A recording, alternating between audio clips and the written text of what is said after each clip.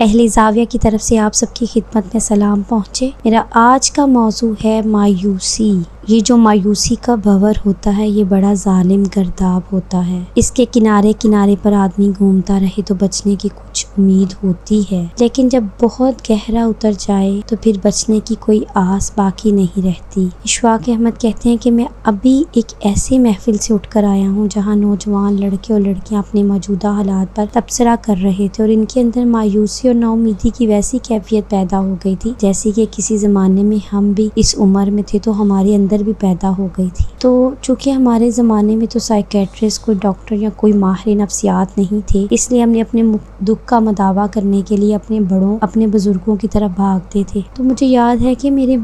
بزرگ کہا کرتے تھے کہ آپ کو کم از کم مایوس ہونے کا اور نا امید ہونے کا کوئی حق نہیں ہے۔ وہ لوگ جو آپ سے پہلے گزر گئے ہیں یا جن کا کوئی نام و نشان باقی نہیں رہا، جن کے بارے میں لوگ جانتے نہیں ہیں یا جن کا صفحہ ہستی پر کوئی مواد تحریر نہیں، ان کو تو مایوس ہونے کا حق ہے، لیکن آپ کو مایوس ہونے کا حق نہیں۔ ہمارے لیے بڑی حیرانی کی بات تھی۔ انہوں نے کہا آپ اتنی عرفہ قوم ہیں اور آپ کے ارد گرد چلنے والے یہ تانگے، یہ ویلڈنگ کے کام، یہ ترخان، یہ لوہار، یہ پروفیسر، یہ ڈاکٹر، یہ سارے کے سارے اگرچہ موجود ہیں، اگر آج ہیں تو قدرت چھانٹ چھانٹ کر ان کو لائی ہے اور کچھ لوگوں کو اپنی چھلنی میں سے گزارتے ہوئے لے کر آئی ہے، تو آپ کیسے مایوس ہو گئے ہیں؟ یہ تو بہت ہی نا امیدی یا نا امید میں داخل ہونے والی بات ہے۔ ہم نے کہا لیکن ہم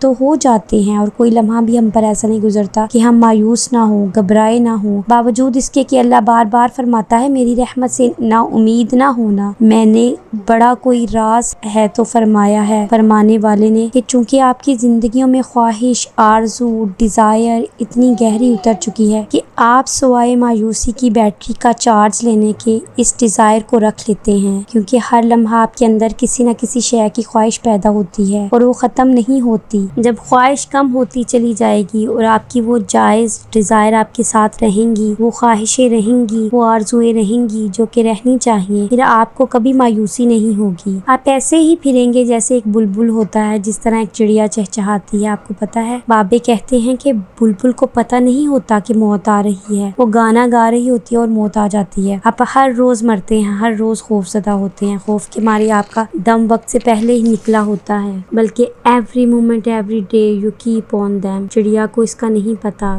گھوڑے کو نہیں پتا، شیر کو نہیں پتا، وہ بڑے مزے سے آزادی کے ساتھ چلے جاتے ہیں، کیونکہ ان کے اندر یہ ڈیزائر نہیں ہے کہ جو ہمارے اندر اشتعال پیدا کرتی ہے یا ہمارے اندر تصویر پیدا کرتی ہے۔ تصویر بھی ہماری خواہشات کو بڑھانے کا ذریعہ ہے، وہ بھی ہمارے اندر بہت سی رنگینیاں پیدا کرتی ہے۔ اشفاق احمد کہتے ہیں کہ میں نے ایک بار پوچھا کہ ہمارے ساتھ اتنی کالک کیوں لگ جاتی ہے؟ جب ہم اٹھتے ہیں تو اندر باہر کالک لگی ہوتی ہے، تو بزرگ کہنے لگے اس کالک کو دور کرنے کا فر آپ کو آنا چاہیے، اس کے سیاہ دبے زندگی کے اوپر حاوی ہوتے رہتے ہیں۔ کس طرح سے؟ مجھے یاد ہے میرے بچپن میں آپ نے بھی محلے گلیوں میں وقت گزارا ہوگا، ہمارے محلے میں دیچکیاں کلی کرنے والا ایک شخص آیا کرتا تھا، وہ عین گلی کے اندر اڈا جما کے گیلی مٹی لگا کے دھونکنی فٹ کر کے اپنے چمڑے کو باندھتا۔ وہ ایک عجیب نظارہ ہوتا، ہم اسکول جانے کی بجائے اس کے گرد کھڑے ہو جاتے۔ کالی سیاہ دھونکنی، کوئی جن کی شکل دیکھنا آپ گوارا نہیں کرتے، ان کو ذرا سا دھو کر کوئلوں کے اوپر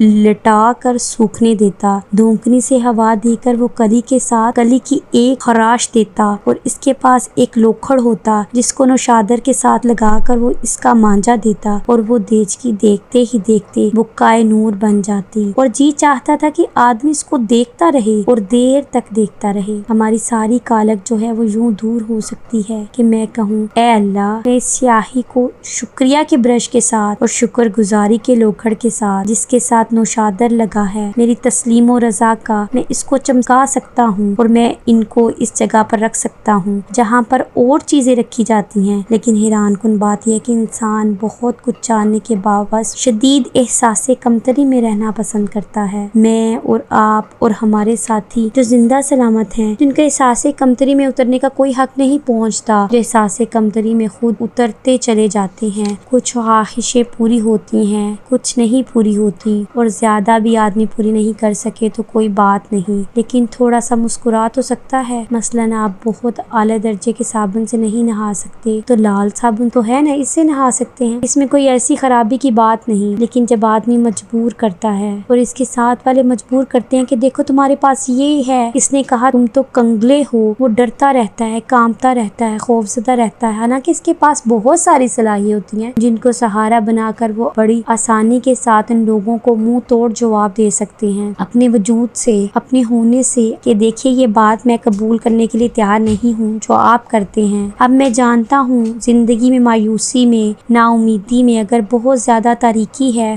اگر ہم یہ پروگرام دیکھیں اور اس کے بعد سو جائیں گے، پھر ایک بڑی کالی سیاہ رات ہم پر چھا جائے گی، اور پھر اس تاریک سیاہ کالی رات کے اس کنارے سے اندر سے روشنی کی ایک کرن پھوٹے گی۔ وہ روشنی کی کرن ابھی پہنچی نہیں ہوگی کہ میرے گھر کے پاس نیم کے درخت میں ایک بلبل گھونسلے میں بیٹھی ہے، وہ اپنی گردن پیچھے اکڑا لے گی، ابھی روشنی نہیں پہنچی، اور وہ چہچہانا شروع کر دے گی۔ پتہ نہیں اس کا کیا کنیکشن ہے اس کے ساتھ۔ میں اکثر غور سے دیکھتا ہوں، ابھی روشنی آئی نہیں ہے لیکن وہ ہدہد ہے، وہ بڈھا ہو گیا ہے، پاکیزہ نیک لمبی چونچ والا گردن کو پیچھے کھینچتا ہے اور اس کے بعد چہچہانا شروع کر دیتا ہے۔ اس کی چہچہاہٹ کے ساتھ پھر سے اس کے دوسرے ساتھی ویسے ہی شریک ہو جاتے ہیں چہچہانے میں، جیسے مایوس آدمی کی محفل میں بیٹھے لوگ بھی نا امیدی مایوسی کے گہرے سمندر میں اترنا شروع کر دیتے ہیں۔ لیکن اگر آدمی تگڑا ہو اور یہ سمجھے کہ میں اتنا لمبا سفر طے کر کے، اتنی مشکلات سے، اتنی بیماریوں کو پھلانگتا ہوا، سمندروں کو عبور کرتا ہوا، پہاڑوں کو چیرتا ہوا، بے شمار جنگلوں میں شریک ہوتا ہوا، نسل در نسل، پیڑھی در پیڑھی یہاں تک پہنچا ہوں، تو میں نہایت اہم ہوں، میں نہایت قیمتی چیز ہوں۔ میں اور آپ یقین کریں، اور جتنے آدمی بھی آپ بیٹھے ہیں اور آپ جو اس پروگرام کو دیکھ رہے ہیں، اتنی قیمتی ہیں۔ آج اگر ایک کاغذ لے کر کیلکولیٹ کریں تو اپنے فیملی شجرہ نسب نامہ ہونے کے باوجود پیچھے چلتے جائیں تو پھر آپ کو پتہ چلے گا کہ آپ کتنے اہم ہیں۔ اشفاق احمد اپنی زندگی سے ایک واقعہ کوٹ کرتے ہیں جس میں وہ ایک جگہ سیر کے لیے گئے، کشتی میں سوار تھے، ایک لڑکا ڈانس کرتا ہوا کشتی سے سمندر میں جا پڑا، اور اس میں بہت سارے نوجوان لوگ تھے، اور اشفاق احمد کہتے ہیں کہ میری عمر بھی 27 برس کی تھی، تو ایک میرے ساتھ بیٹھا ہوا 62-63 سال کا ایک بڈھا آدمی بیٹھا تھا۔ اس نے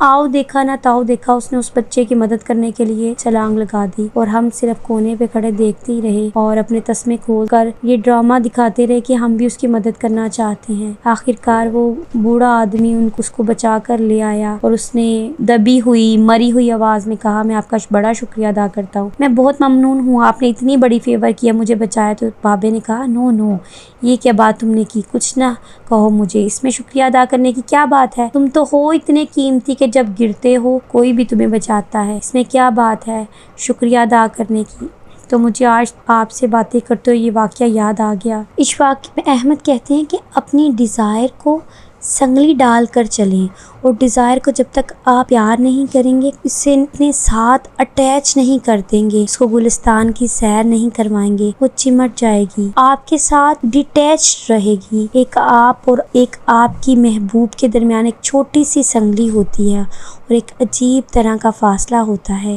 اسی طرح آپ کی ڈیزائر کے اور آپ کے درمیان ایک فاصلہ ہونا چاہیے، اس کو کھلائیں، ساتھ ساتھ رکھیں، لیکن ڈیزائر کو اپنے اوپر حاوی نہ ہونے دیں۔ یہ سب ضروری ہے اور مشکل امر ہے، اگر آپ شروع کر دیں سنگلی تو پھر کوئی مشکل بھی نہیں۔ اس کے ساتھ ہی مجھے خیال آیا کہ زندگی میں مایوسی کو دور کرنے والی چیز اللہ کی رحمت ہے۔ اللہ آپ کو آسانیاں عطا فرمائے اور آسانیاں تقسیم کرنے کا شرف عطا فرمائے۔ اللہ حافظ۔